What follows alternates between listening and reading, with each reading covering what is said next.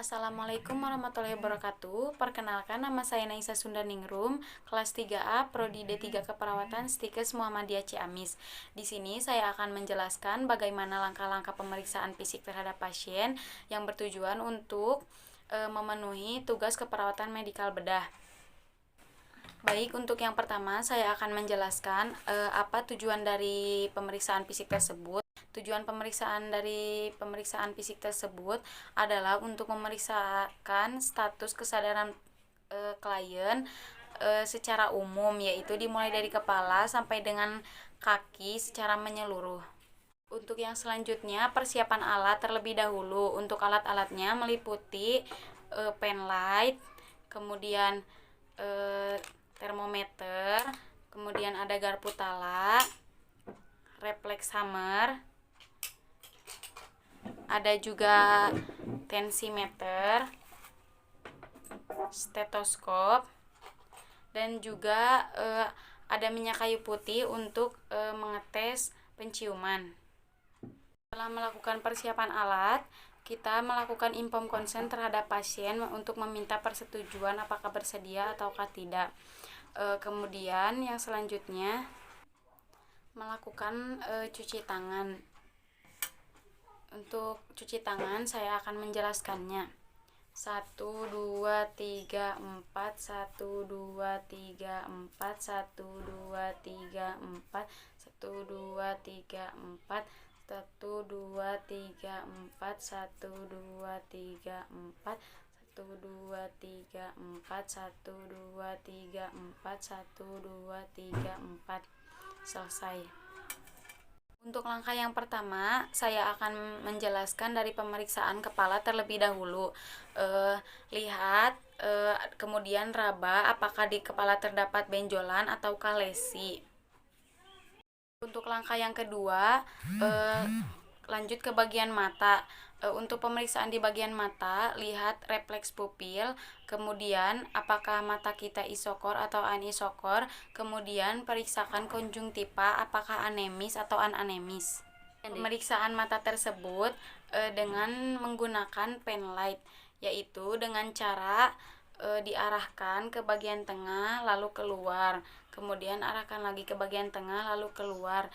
Bisa juga mengecek penglihatannya dengan menggunakan jari-jari tangan, apakah masih jelas untuk penglihatannya ataukah tidak. Untuk langkah selanjutnya, kita pemeriksaan ketiga yaitu ke bagian hidung. Di bagian hidung kita memeriksakan penciuman dari pasien, bisa menggunakan wangi-wangian atau menggunakan minyak kayu putih. Kemudian periksakan juga apakah terdapat polip ataukah tidak. Untuk langkah yang keempat, kita ke bagian mulut. Di bagian mulut kita akan memeriksakan pengecapan rasa, bisa menggunakan rasa asin, manis, kemudian rasa pahit. Untuk langkah yang kelima, kita memeriksakan bagian pendengaran, bisa menggunakan penlight. Kemudian untuk Weber test, kita bisa menggunakan garpu tala, bisa juga digunakan untuk memeriksakan ringing test. Untuk langkah selanjutnya, kita akan memeriksakan ke bagian leher dengan cara diraba apakah ada pembesaran kelenjar tiroid ataukah tidak. Untuk pemeriksaan selanjutnya, kita periksa bagian dada kita dengan cara membagi 4 titik. Untuk pemeriksaannya bisa membentuk seperti huruf C, jadi menyusun. Untuk pemeriksaan dada tersebut, kita memeriksakan dengan diinspeksi, palpasi, kemudian diauskultasi, bisa juga menggunakan stetoskop. Kemudian dari bagian dada kita akan memeriksakan ke yang lebih bawah, yaitu di bagian perut, sama juga dibagi menjadi 4 titik dengan cara diketuk atau dengan cara perkusi. Kemudian ketuk bisa menggunakan 2 jari dan tangan di bawahnya menggunakan 5 jari dengan cara perkusi. Untuk langkah yang selanjutnya, kita akan mengecek keseimbangan tangan pasien. Untuk cara mengeceknya dengan cara bisa mengangkat kedua tangan ataupun mengangkat tangan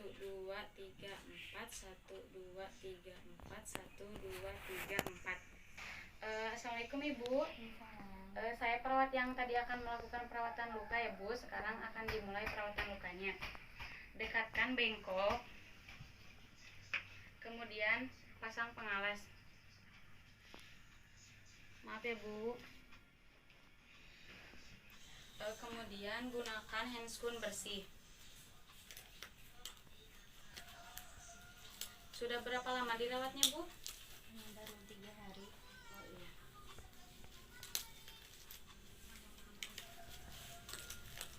Setelah itu bersihkan luka dengan menggunakan kapas alkohol. Bisa menggunakan pinset anatomis.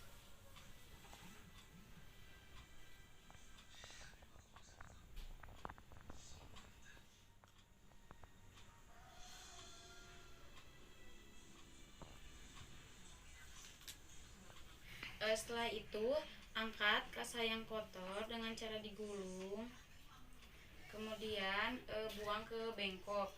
Setelah itu bersihkan luka menggunakan kasa steril yang dicelupkan ke NaCl.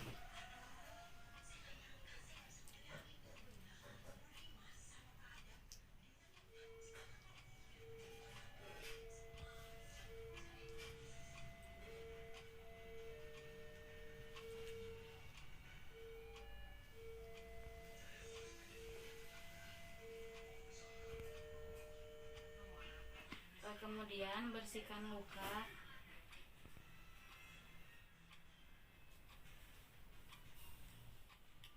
Lalu setelahnya buang. Setelah lukanya dibersihkan, kemudian basahi kasa steril dengan cairan NaCl.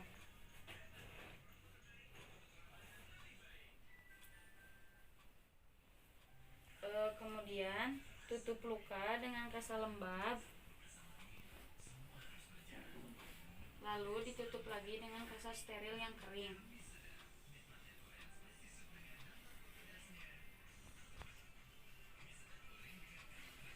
Setelah itu simpan alat, kemudian buka handscoon,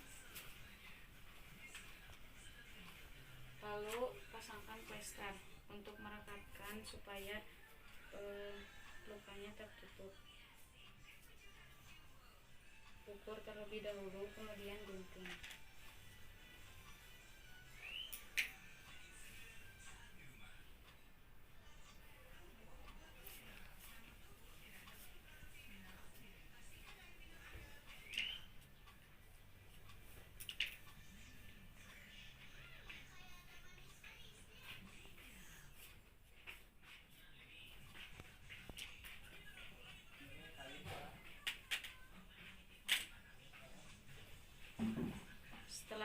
Setelah beres, simpan bengkok, kemudian angkat pengalas.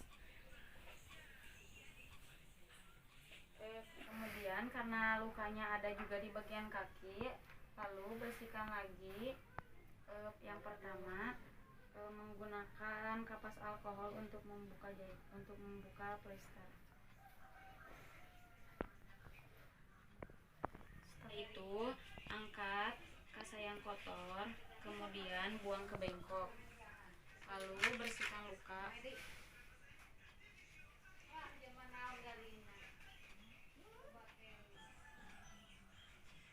Masukkan ke cairan NaCl.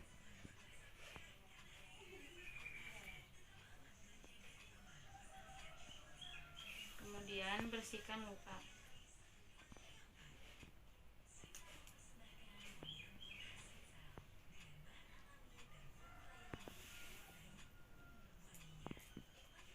Setelah itu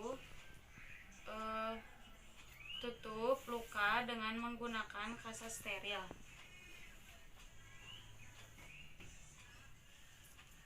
Setelah itu buka handscoon, kemudian pasangkan plester.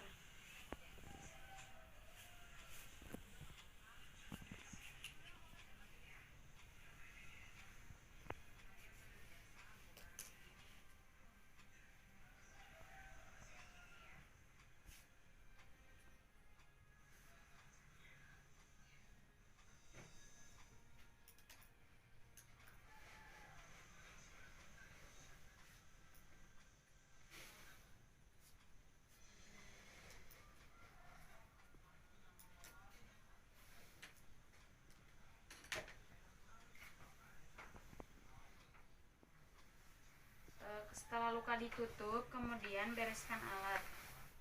Maaf ya Bu. Ibu, perawatan lukanya sudah selesai dilakukan. Apakah sudah enakan Bu? Sakit tidak Bu? Baik, kalau begitu Bu, karena saya sudah beres melakukan perawatan luka, saya akan kembali. Apabila Ibu butuh sesuatu, panggil saya di ruang perawat ya Bu. Assalamualaikum. Sekian dulu pemaparan dari saya. Mohon maaf apabila banyak kekurangan. Wassalamualaikum warahmatullahi wabarakatuh.